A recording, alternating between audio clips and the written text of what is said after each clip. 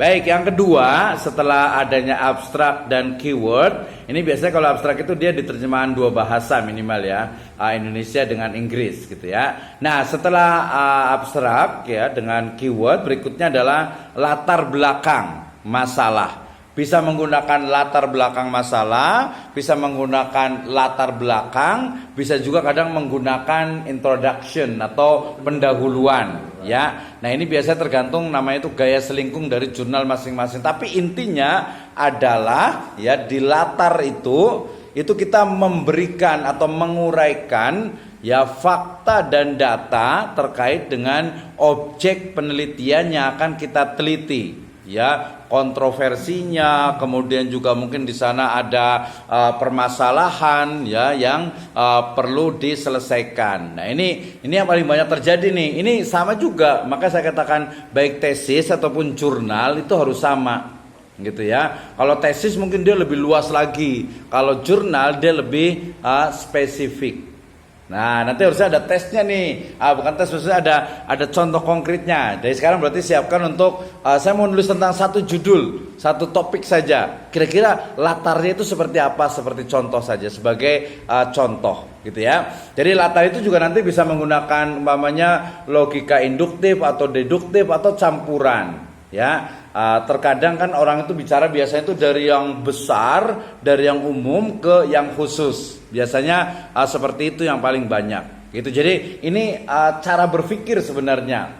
Nanti kalau sudah S2 kemudian kuliah beberapa semester, kemudian nanti baca lagi yang tes skripsi, itu biasanya kok begini banget gitu ya. Saya kalau baca skripsi dengan tesis saya, waduh ini kok dulu sampai di sini doang ilmunya gitu ya. Kenapa? Makanya sekarang ketika tadi ngoreksi juga, itu dia dilatar sendiri, dia setiap paragraf itu harus padu. Ya, padu dalam artian itu apa? Jadi antara ide topik utama yang di paragraf pertama, kedua, ketiga itu dia nyambung. Gitu nyambung gitu. Ini memang agak sulit dan harus dicoba. Ya, contohnya nih, umpamanya saya masih ini Pak Yaya nih. Kira-kira kemarin mau tentang apa? Ininya, ini bisa untuk jurnal dan juga tesis.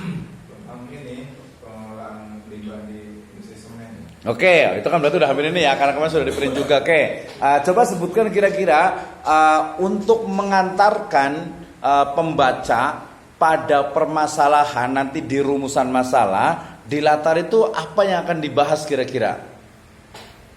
Sebenarnya sih permasalahan itu penggunaan bahan utama yang lebih mencenderung merusak alam. Merusak alam. Oke, itu ada keywordnya satu. Oke.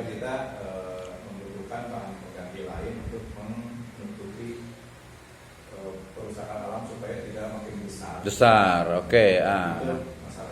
Masalah itunya ya. Supaya kita ya dari waktu ke waktu tidak terlalu mengeksploitasi alam sebesar itu. Iya, betul. Sebenarnya ada bahan lain, bahan limbah itu yang bisa menggantikan. Eksploitasi alam sendiri.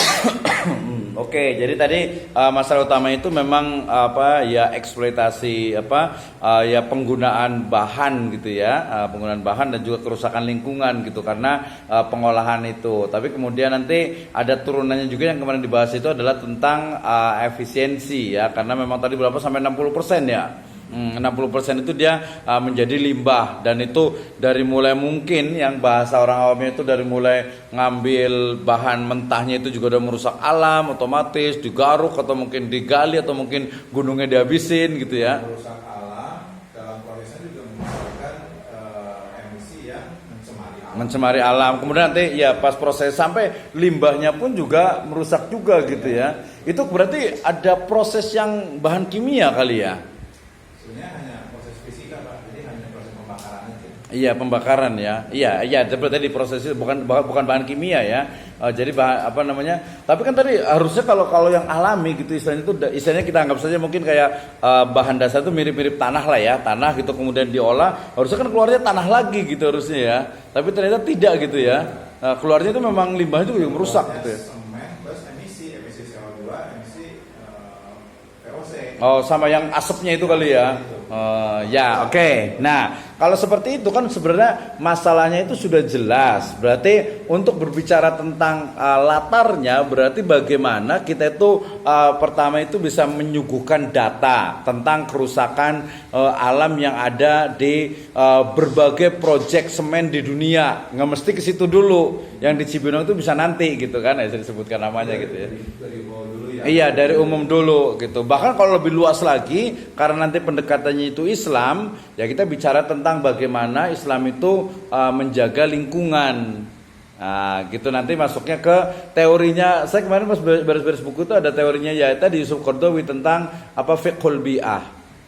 Nah, jadi tentang hukum ya lingkungan, ya menjaga lingkungan gitu. Nah, itu ya. Nah, jadi termasuk tapi kan nanti kita akan timbang nih bahwa mudorot dengan manfaatnya itu banyakkan yang mana gitu kan. Nah, oke, balik lagi ke latar belakang. Berarti latar belakang itu adalah memang menguraikan, menyajikan, menyampaikan kepada pembaca itu tentang fakta, data, berbagai kontroversi, perbedaan pendapat tentang satu masalah atau munculnya satu permasalahan yang belum bisa diselesaikan di masyarakat gitu, sehingga perlu adanya penelitian. Tadi contohnya saya yakin tentang limbah itu udah ratusan penelitian tuh sudah dilakukan, terutama dari jurusan fisika kimia gitu mungkin ya. Tapi yang dengan pendekatan Islam mungkin ada juga beberapa. Nah, itu jadi nanti literatur review. Itu berarti latar itu pokoknya analoginya itu adalah ketika kita dari sini mau ke Bogor gitu ya, kita mau ke Bogor ke BTM misalnya, kemudian maka kita bisa naik motor, bisa naik mobil, bisa naik angkot. Nah, angkot umpamanya kita naik angkot dari sini sampai di sana, jadi pengantar itu adalah angkotnya itu. Udah sampai di sana, ya angkotnya itu balik. Jadi belum sampai ke permasalahan. Nanti permasalahannya itu akan dibahas di bab keempat.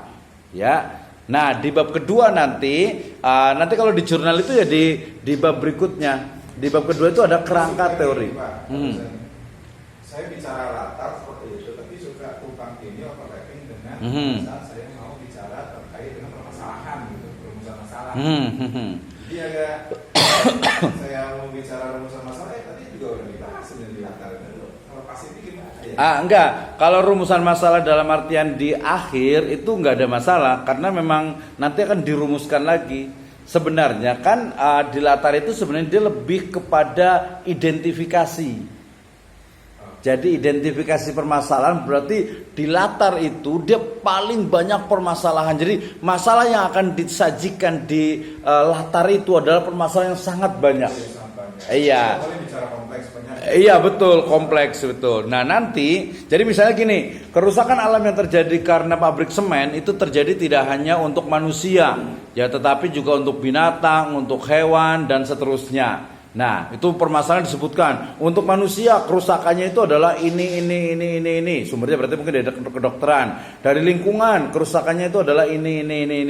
Jadi identifikasinya banyak. Nanti tapi kemudian di rumusan ya karena banyaknya permasalahan teridentifikasi, maka agar penelitiannya lebih fokus maka hanya membatasi pada 2 pertanyaan. Ya, jadi bagaimana pengelolaan dari semen ini ya dalam perspektif namanya fikih bi'ah atau fikul bi'ah atau nanti hifdul bi'ah bisa juga ya, gitu ya. Nah itu dari sisi latar 5 menit insya Allah ya.